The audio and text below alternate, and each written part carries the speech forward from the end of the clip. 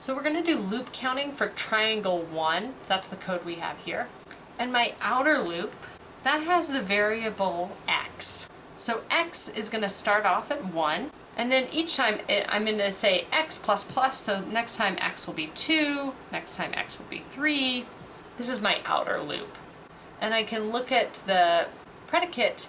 X is less than or equal to n. And so as I keep going, my last one is going to be x is equal to n. Okay, so that's what's happening in my outer loop. Those are the values of the variables that I'm seeing. In my inner loop, I'm using the variable y.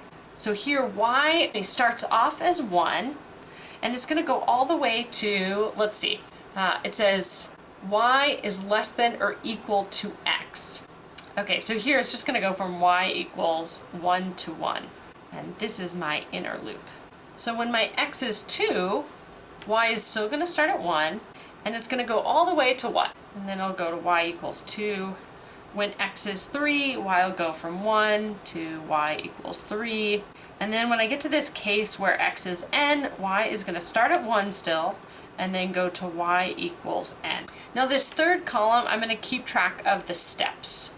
And if I check this out, it's like, oh, well, actually that inner loop is only happening one time, so we'll call that one step.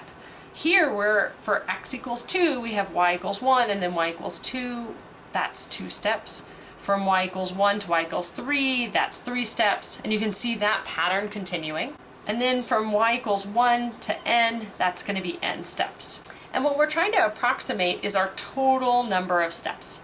To get that, I just take my right-handmost column that calculates my steps in each of these rows, and I'm going to total it. And this is the sum that should look really familiar. And the sum of 1 plus 2 plus 3 plus 4 up to n is just going to be n times n plus 1 over 2.